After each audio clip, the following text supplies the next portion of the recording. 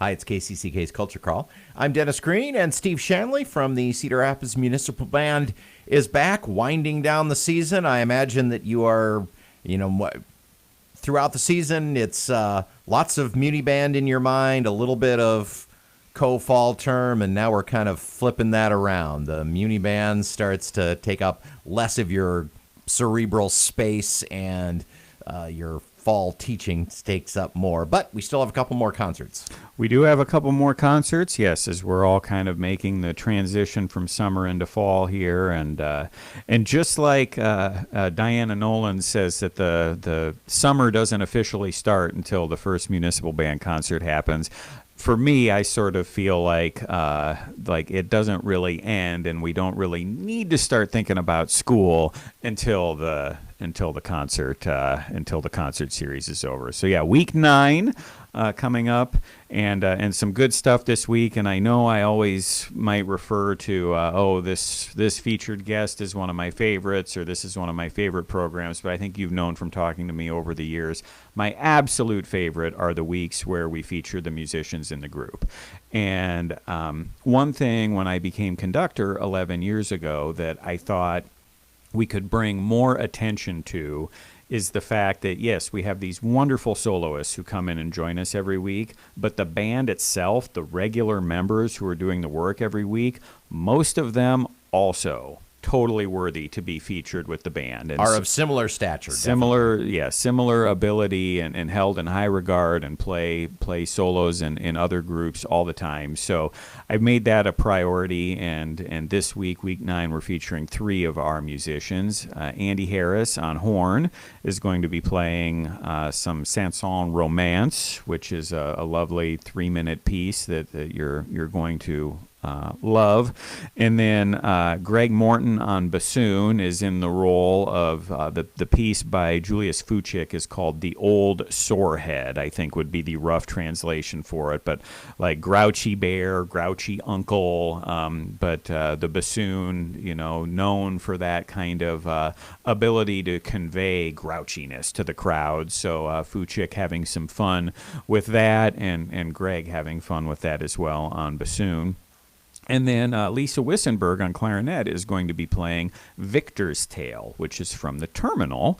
John Williams wrote the score for that, and probably our jazz aficionados listening know the tie-in for jazz music for The Terminal, that he is stuck here in a United States airport.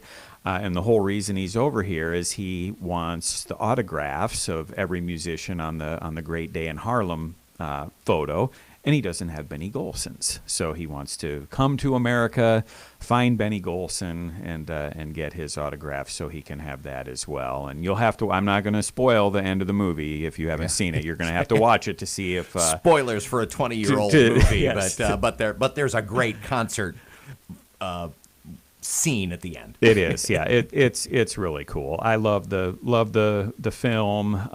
One of those that if it's on TV, I'll always watch it. And I think Tom Hanks was great in it. And of course, any opportunity I feel like we can get to bring jazz a little more well known into mainstream culture, we'll take. But really cool piece that John Williams wrote for that has some nice clarinet work that Lisa Wissenberg is going to play. So looking forward to featuring those 3 musicians. And then we've also got music from the film Frozen for our children of all ages can enjoy a medley of hits from that. Even though that one's getting a little bit older, I feel like the music has still had some staying power. The film has had some staying power and still quite relevant. So looking forward to dusting that one off. And then probably my favorite this week that doesn't involve our guest artists is a medley of marches from the Star Wars movies. So getting a lot of John Williams in this week, but we've got marches from the prequels and from the original trilogy as well. So that one very cleverly is called Star Wars The Marches. So you want to stick around for that as well? Well, it wouldn't be an official Muni Band season if Steve didn't program some Star Wars. Yeah, I mean, really, I was thinking that when we got to do Raiders of the Lost Ark a few weeks ago, that that I think the greatest thing about getting to conduct that group is sort of getting to live my childhood dream of conducting all of those John Williams. We'll do Superman and all that, and I still like that. Never gets old for me. And I think when I finally hang it up and retire from the band, that's probably what I'm going to miss the most, is those wonderful musicians being able to basically sound like the London Symphony Orchestra on some of those classic John Williams hits. Say, talk about that for just a minute, because you are, arranging is, one of your other careers. And you arrange for vocal groups, you arrange for instrumental groups, orchestral groups. But I've always been curious about, all of this, like the John Williams, perfect example. That was written for a full symphony orchestra. And talk about transitioning that music to the concert band where you don't have any strings.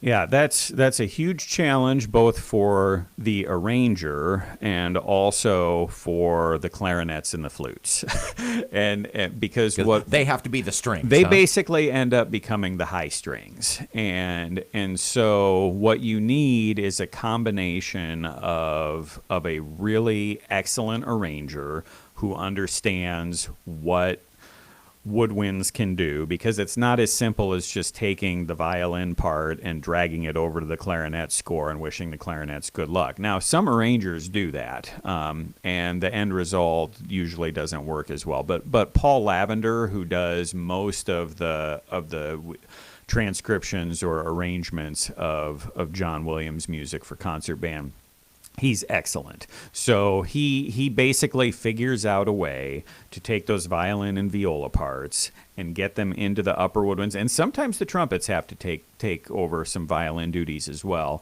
and in a way that it still conveys the original feeling, but is at least somewhat playable. The end result is still very challenging. It's not something you would just put in front of any high school band. And our flutes and clarinets and trumpets usually are pretty up for the challenge, because it's great music, just like I like conducting it. They all love pretending they're in the London Symphony, playing that film score as well. So, but yes, that is something really tricky, and I think that there is nothing that requires more bravery than standing in front of an audience and programming music that the audience knows so well. They know that Star Wars music like the back of their hand, and they have heard it played by a professional orchestra so many times, to play that exact same material. Because anyone who's ever gone to a middle school concert or a high school band concert, even if it's played really well, you're like, you don't need to be a professional musician to know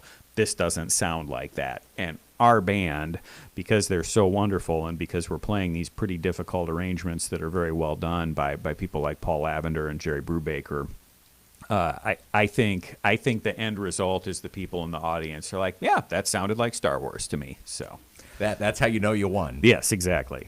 It's the final week 9 of the Cedar Rapids Municipal Band season. You heard it here from Steve. You don't have to think about school until after this Sunday. You don't have to until after this Sunday. Yes, Sunday, August 8th at Beaver Park. That'll be at 7:30. We have the East Side Brass Quartet joining us at 6:30 if you'd like to arrive early for that.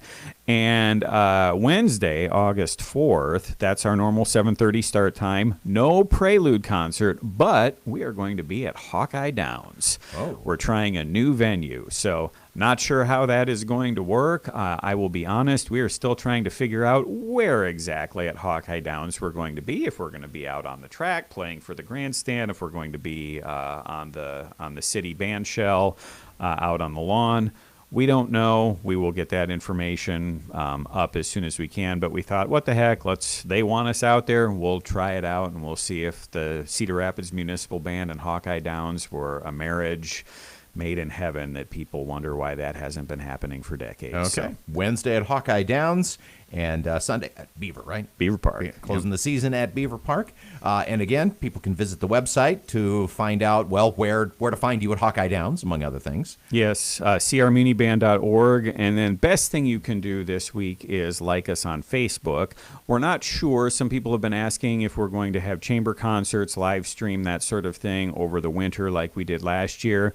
The short answer is we don't know. We're probably going to do some stuff. It won't be quite as much. And by far the best way to get alerts on that is to like us on Facebook, and then you'll find out about all of it as it happens. Well, that's excellent news. I mean, I know all the musicians get really busy in the fall and winter, but it would be delightful to have a little municipal band during the fall and winter seasons as well. I would love to do a Christmas, a holiday concert with the municipal band. I think there's so much good music. I think it would be great.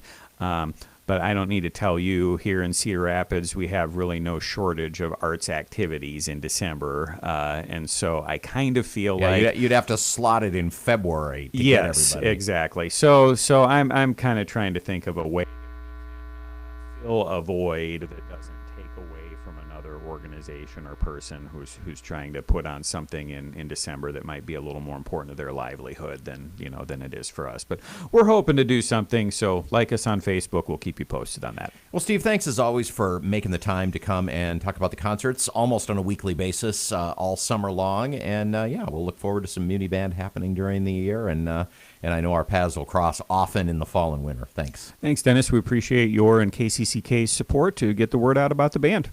You can hear the Culture Crawl live on the radio many weekdays at 10:20, or download the podcast, watch or listen on your own schedule at kcck.org/culture, or using your favorite podcast app. I'm Dennis Green, and I'll talk to you later.